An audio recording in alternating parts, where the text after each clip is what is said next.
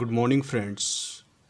आज हम वर्ब के बारे में पढ़ेंगे क्योंकि ये एक ऐसा कंसेप्ट है, अगर आपको ये समझ आ गया तो समझो आपकी ऑलमोस्ट आधी से ज़्यादा जो प्रॉब्लम है वो सॉल्व हो जाएगी। ठीक है, तो वर्ब का समझना हमारे लिए बहुत ज़रूरी है।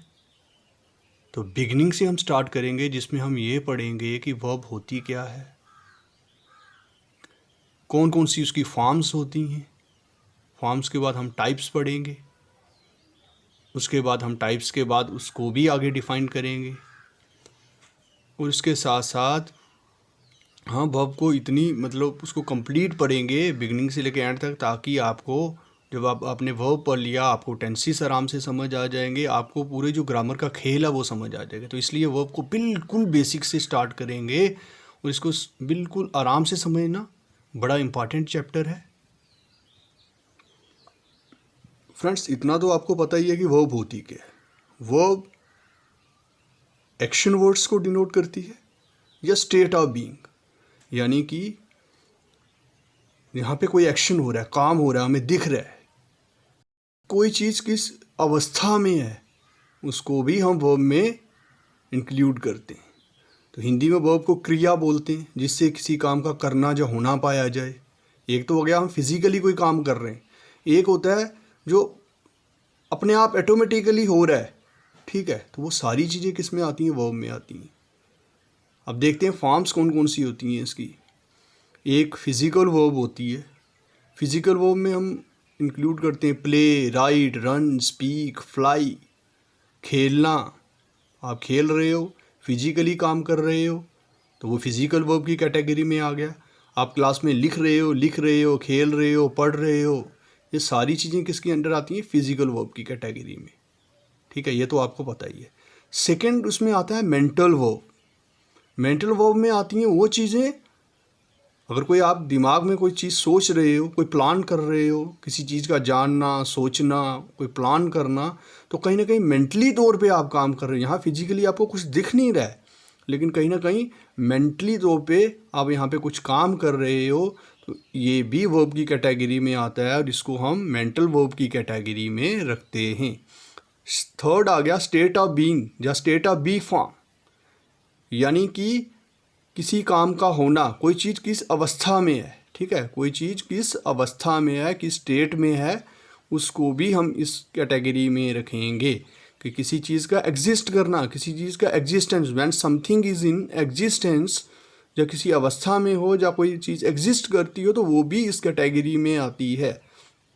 ठीक है, जैसे द कैट इज़ इनसाइड, यहाँ पे क्या है कि बिल्ली जो है वो अंदर है, जो कैट जो है वो अंदर है, तो उसका अंदर होना कहीं ना कहीं ये भी जो वर्ब है वो बता रहा है। जहाँ पे कोई जो स्टेट जो है वो यहाँ पे बता रहा है, तो उसको भी हम वर्ब में रखेंगे। किसी चीज़ का घटना, दी पार्टी इज़ टू नाइट, आज रात पार्टी है, तो यहाँ पे कोई फिजिकली हम कुछ कर नहीं रहे हैं अभी फ़िलहाल, लेकिन आज रात पार्टी का होना एक स्टेट है कि ऐसा होना है, ये घटना होनी है, ये हैपन्स होना है, जो हैपनिंग है वो भी इस कैटेगरी में आती है। सेकंड, कोई चीज़ कहाँ लोकेटेड है उसको भी इसमें रखेंगे। ही इज़ एट होम, ठीक है, Rahul is at home, he is at school, तो यहाँ पे जब हम कोई चीज़ कहाँ लोकेटेड है उसको भी इसमें रखते हैं।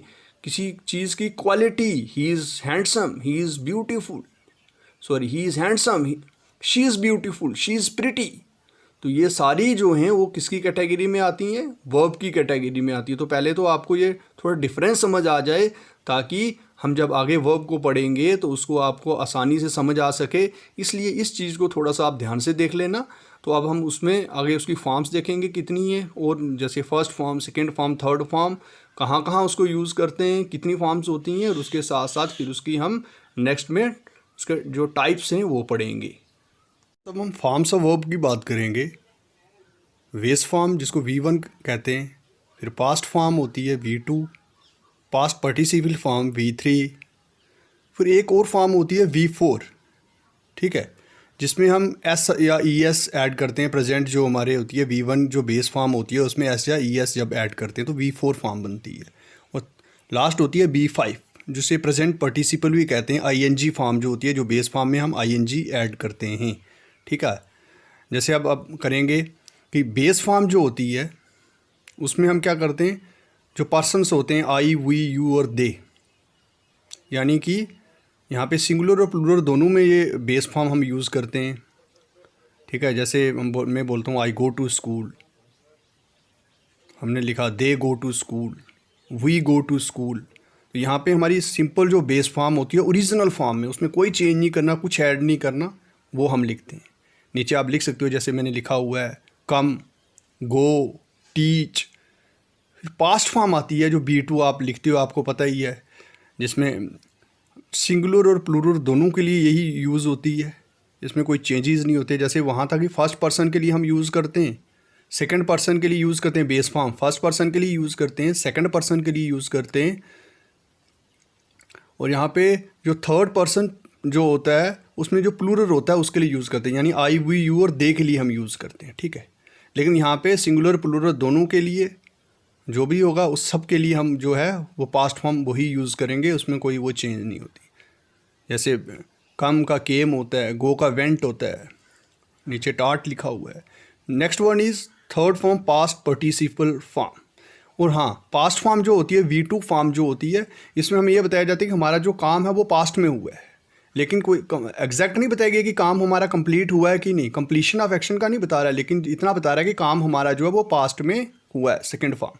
Third form past participle form, ये हमें बताती है कि हमारा जो काम है, जो एक्शन है वो कंप्लीट हो चुका है, ठीक है।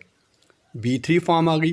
फिर B4 फॉर्म भी होती है, जिसमें हमारी जो प्रेजेंट फॉर्म होती है, जो बेस फॉर्म होती है, उसमें हम S या ES ऐड करते हैं, और जो थर्ड पर्सन के साथ, थर्ड पर्सन सिंगुलर के साथ हम यूज़ करते हैं। जैसे हमने प्रेजेंट इंडेफिनिट टेंस में भी पढ़ा है, जो आगे हम फिर से मैं आपको बताऊंगा, जिसमें कि थर्ड पर्सन जो होता है ही, शी, इट, किसी का नाम, उन सब केसेस में हम B4 फॉर्म यूज़ करते हैं, जिसमें हम S या ES ऐड करते हैं। जैसे गो का गोज़, जैसे हम बोलते हैं ही गोज़ टू स्कूल, ठीक है, she goes to school, he plays cricket.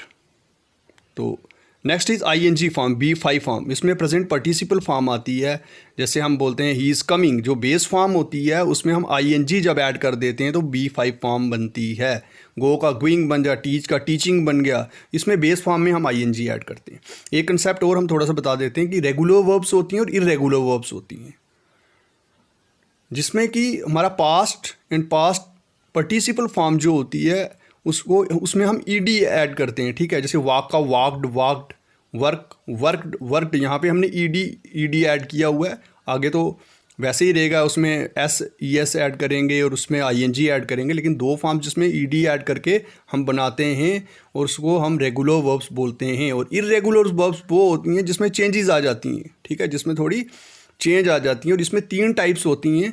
एक तो होती है जिसमें हमारी पूरी के तीनों में चेंज जो होती है इरेगुलर वर्ब्स में सेम रहती है, उसमें कोई चेंज नहीं आता। जैसे पुट, पुट, पुट, तीनों एक ही जैसी हैं, बेस फॉर्म भी वैसी ही है, आगे वाली भी वैसी ही है। सेकंड होती है जिसमें 2 फॉर्म्स वैसी ही रहती हैं, तो बेस फॉर्म्स के बाद जो आगे वाली 2 होती हैं वो वैसे ही रहती हैं, सिट, सेट, सेट। और तीसरी होती है जिसमें तीनों जो होती हैं वो डिफरेंट होती हैं, जिसमें ड्रिंक, ड्रैंक, ड्रंक।